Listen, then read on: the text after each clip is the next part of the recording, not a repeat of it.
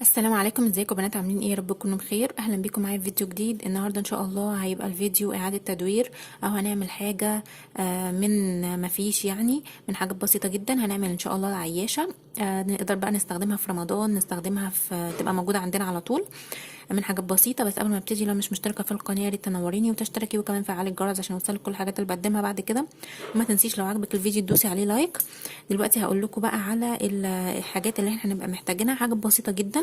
لو عندك اللي هي الاعواد بتاعه الايس كريم بتجمعيها هيبقى حلو قوي. ما عندكيش تقدري تشتري من الصيدليه خافض اللسان، ده اسمه خافض لسان، علبه فيها 100 واحده، بتجيبيهم كده على بعضهم. دي هنستخدمها في الموضوع ده، وهيبقى معانا كمان كتير، وهنعمل بيها ان شاء الله حاجات تانية كمان.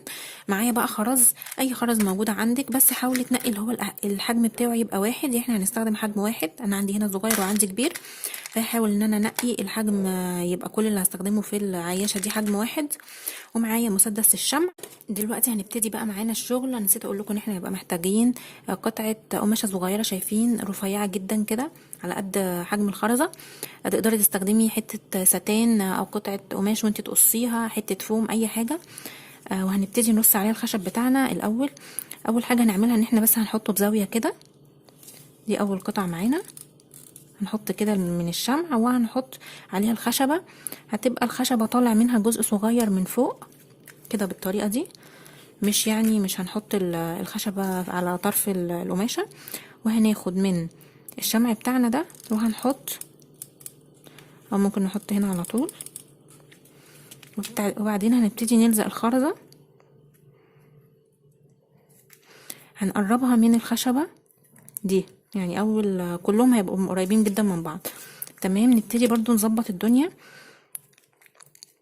دي هتبقى لازقة في دي، ومن تحت لازقين هما الاتنين في بعض، يعني هيبقى الفرق من تحت ومن فوق ما بينهم الخرزة كده بالطريقة دي. وانتي بتلزقي تقربيهم من تحت من بعض وبين خرزة.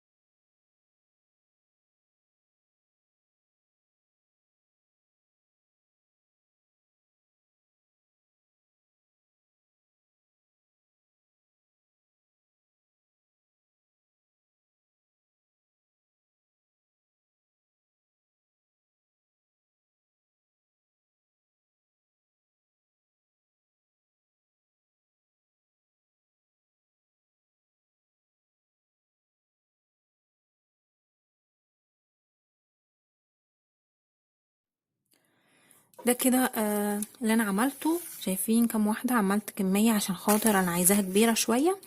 لو عايزاها صغيرة تقدري تصغري بقى الشوية اللي انا عملتهم دول. دول بتاع حوالي كده مثلا 20 او 30. تمام، هنبتدي بقى نقلبها على الناحية التانية كده اهو. هجيب نفس القماشة زي القماشة دي، وهبتدي ان انا الزقهم في بعض بحيث نمسكهم كويس.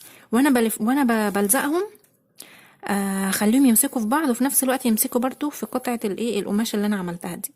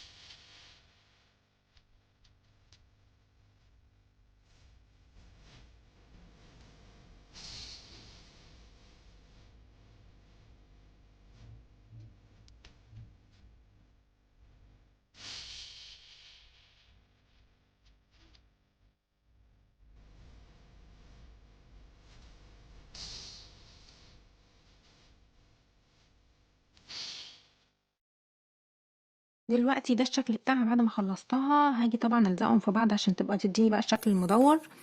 هنيجي من هنا كده، دي بقى ميزة قطعة القماش اللي احنا حاطينها، ان هي تخلينا نمسكهم في بعض كويس، وهما كمان يمسكوا في بعض حلو قوي كده. برضو هنديها ميلة كده بحيث ان احنا برضو لسه هنلزق الخرزة اللي فوق دي كده اهو.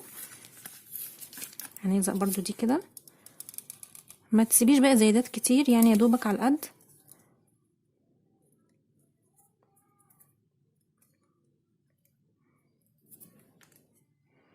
دلوقتي طبعا بصوا هوريها لكم قبل ما نعمل لها لسه القاعده. ده كده هيبقى شكلها، يعني شكلها لسه الكروكي، لسه طبعا ما عملنالهاش القاعده بتاعتها. دلوقتي عشان اعمل القاعده هبقى محتاجه قطعتين من الكرتون. ده كرتونه عاديه خالص، كانت كرتونه لبن. وبرده عايزه قطعتين من القماش، اي بقى نوع قماش او اي لون قماش. طبعا هناخد المقاس، هناخد مقاس الدايره دي كام برضو كروكي كده، وبعدين هنحاول نظبط المقاس. يعني انا هجيبها الاول، طبعا قطعت انا قطعه كبيره فلقيتها كبيره، فبعدين رحت قصيتها شويه بحيث ان هي لما تدخل كده تبقى جايه على القد بالظبط بالشكل اللي انتوا شايفينه ده. طبعا هنغلفها ونخليها متينه شويه عشان تستحمل معانا. قطعه الكرتون اهي، وهبتدي، ودي قطعه القماش. هاخد كده الاول هلزق هنا كده،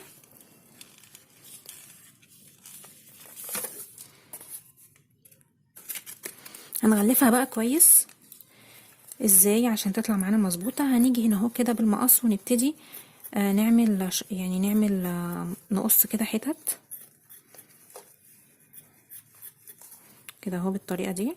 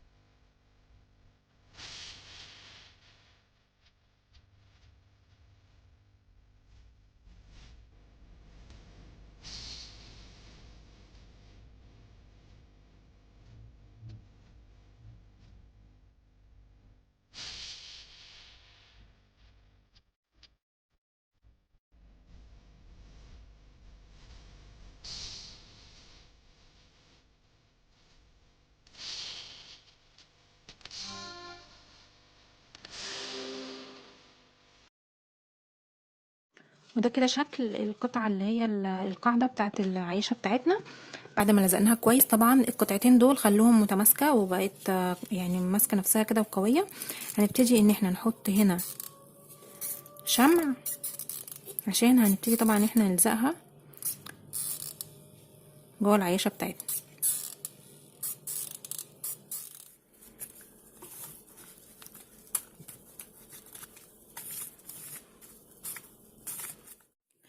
وده كده شكلها النهائي بعد ما خلصتها. انا حطيت، جبت كان عندي خيط اللي هو بتاع الكروشيه الصوف ده، لفيته حواليها وطبعا لزقته بالشمع. وكان عندي كمان ورده من الفوم كده، زينيها طبعا بالشكل اللي انت تحبيه او من غير خالص. وده كده شكلها من جوه. شايفين على فكره هي متينه وكويسه جدا بسبب طبعا ان احنا حطينا قطعه القماش دي مسكتها كويس قوي في بعضها. انا عن نفسي لما اجي احط هنا العيش او كده هفرد هنا كيس بلاستيك او افرد اللي هو الاسترتش ده، الورق الاسترتش، عشان خاطر احافظ على قطعه القماش. كده اكون خلصت الفيديو بتاعي، وعملنا عياشة سهلة جدا وبسيطة من اعواد الايس كريم عن خوافض اللسان. يا رب الفيديو يكون عجبكم. كل سنة وانتم طيبين طبعا عشان رمضان ان شاء الله نستخدمها في رمضان. ما تنسوش بقى لايك على الفيديو لو عجبكم، وكمان اشتراك في القناة لو اول مرة تشوفي القناة، وفعلي الجرس عشان يوصلك كل الحاجات اللي بقدمها بعد كده. وان شاء الله اشوفكم في فيديو جديد قريب جدا. مع السلامة.